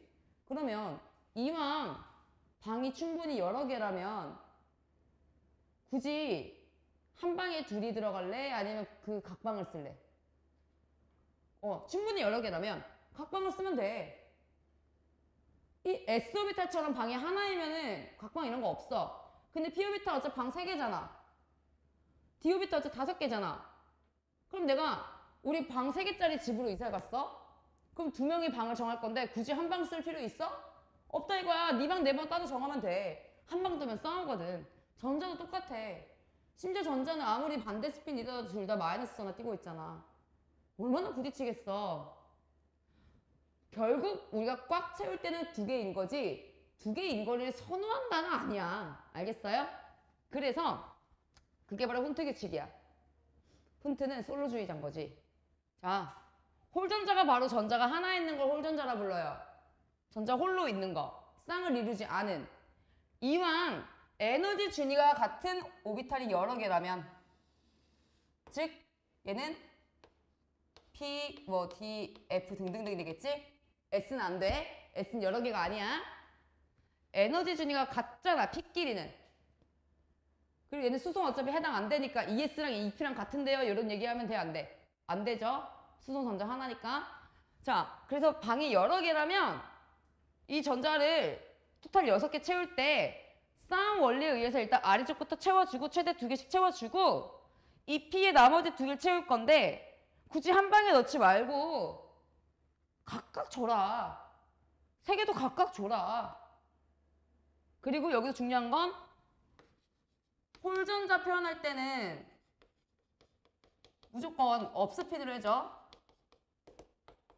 알겠지? 업. 다운은 학교에서 만약에 다운 똑같다라고 하면 되는데 이게 만약에 이런 걸 물어봐. 하나는 업, 하나 다운. 요거는 에너지 흡수해야만 가능해. 홀전자끼리는 방향이 같아야 돼. 알겠어? 그리고 보통은 다운이 더 에너지 크다라고 학교에서 가르치긴 하는데 이것도 얘기 안 하는 학교도 좀 많긴 해. 학교에서 하는 대로 가. 중요한 거는 홀전자 표현할 때 이렇게 하시고 이제 홀전자끼리는 방향 어떻게 해라? 같게 서로. 이거는 알아둬. 하나는 업, 하나 다운, 하나 업. 이건 들뜬인 거야. 이렇게 각각 따로 넣어야만 안정하다.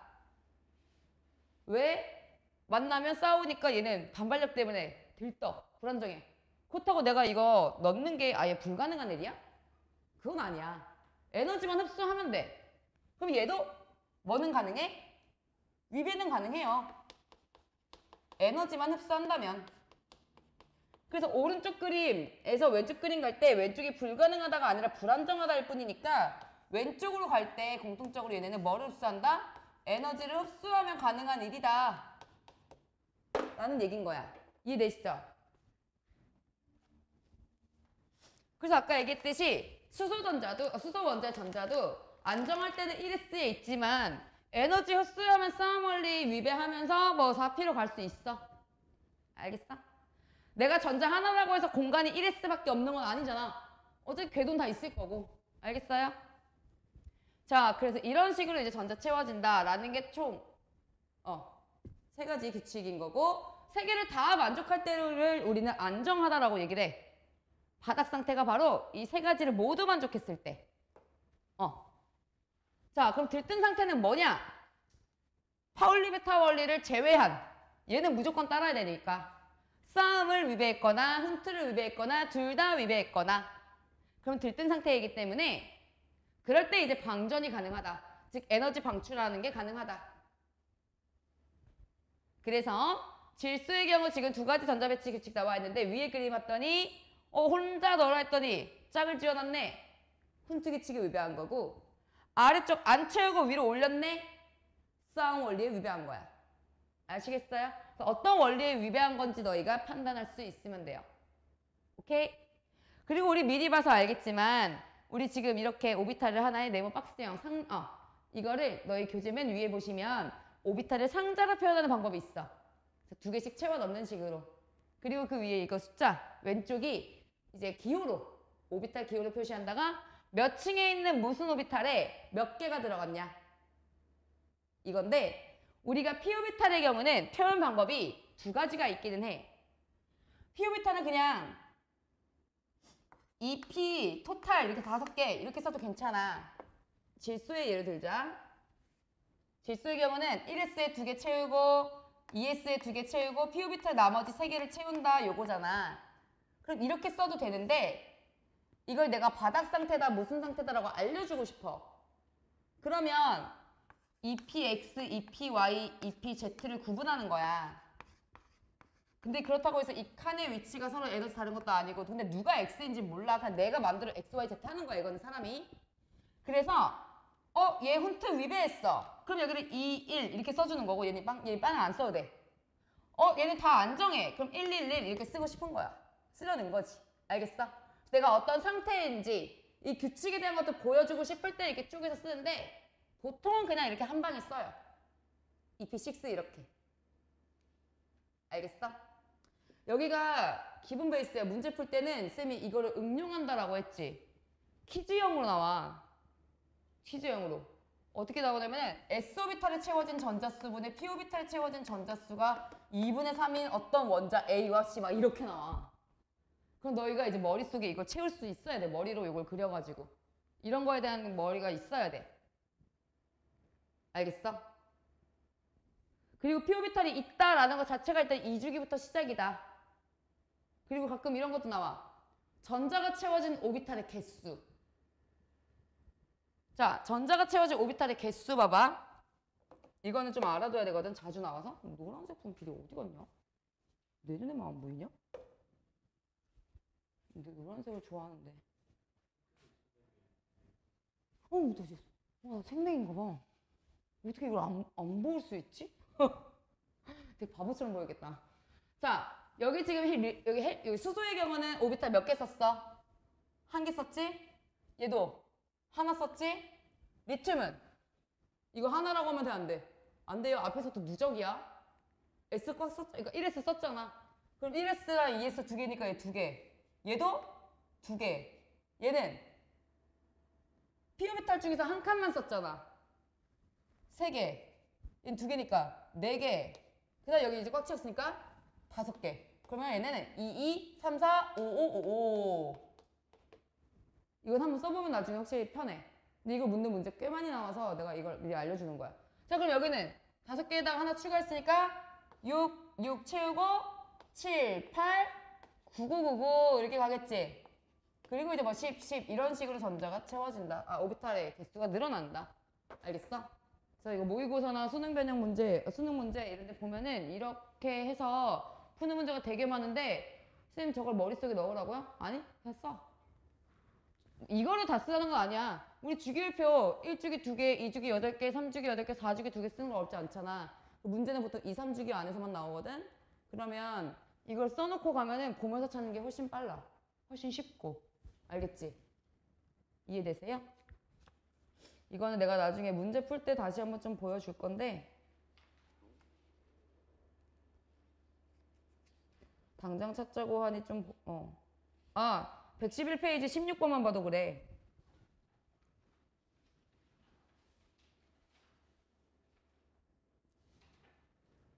자, 전자가 들어있는 오비탈의 개수 및 여기 111페이지 16번 봤어?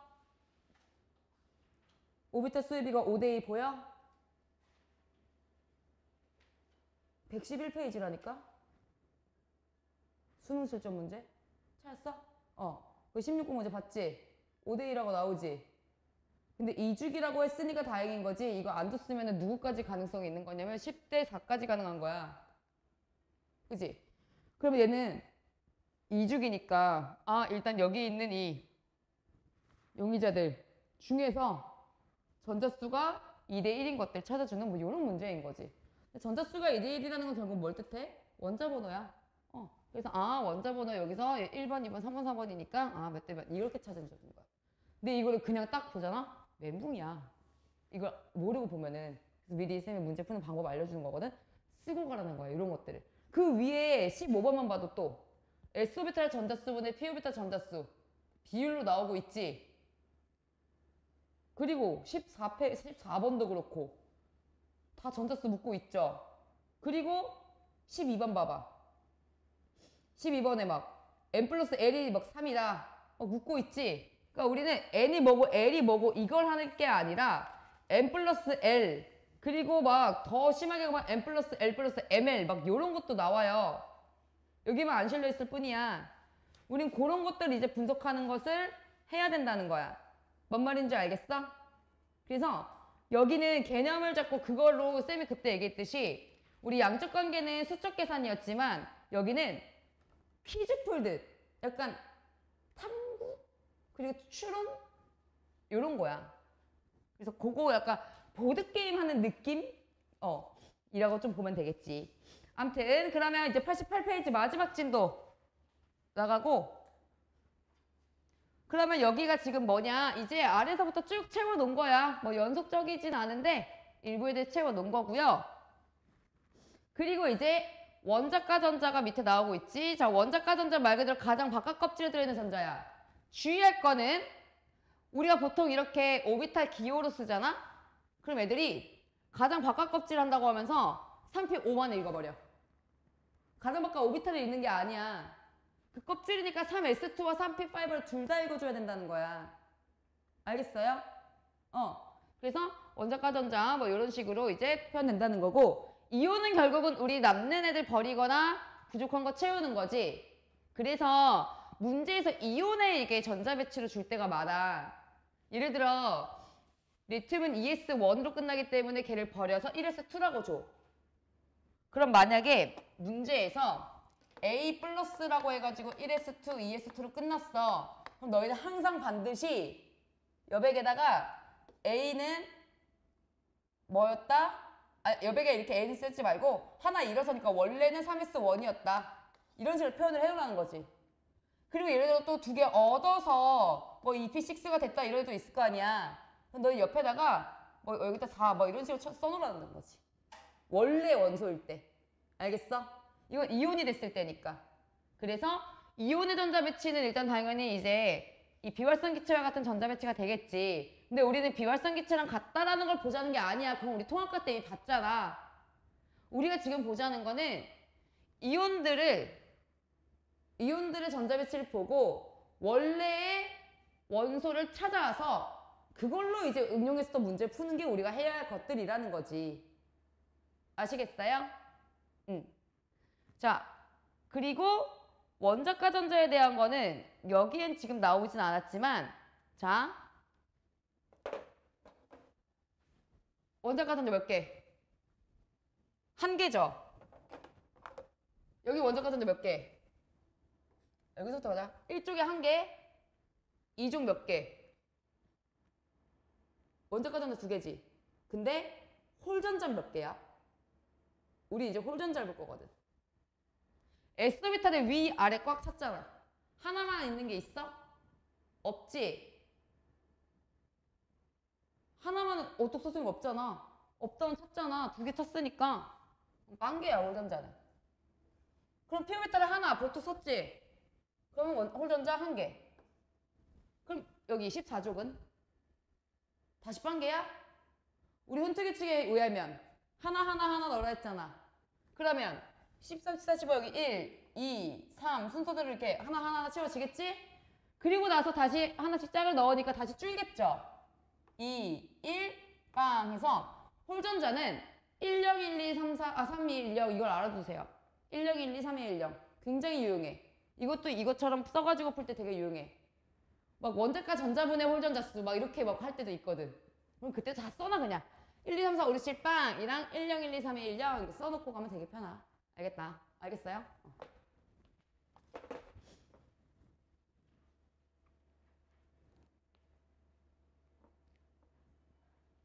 그래서 요거 홀전자 개수 알아두시고.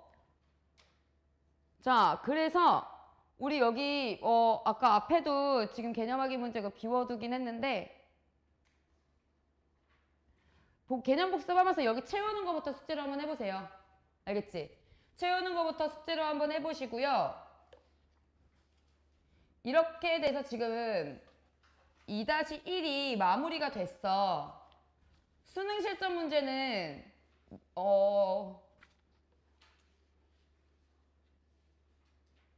쌤이 9번부터는 해줄 거거든? 9번부터는 해줄 테니까 너희 숙제는 109페이지까지 해와. 90페이지부터 109페이지도 양 꽤 많아. 단원이 마무리가 돼버려서.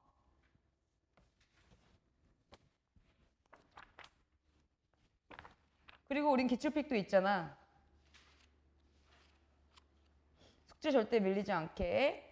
자, 그러면 여기서 숙제는 최고 수준까지는 또 힘들겠지. 쌤이 다음 주에 수능 실전 9번부터랑 여기 기출픽 최고 수준은 해줄 테니까 내가 혹시나 까먹으면 꼭 얘기하세요.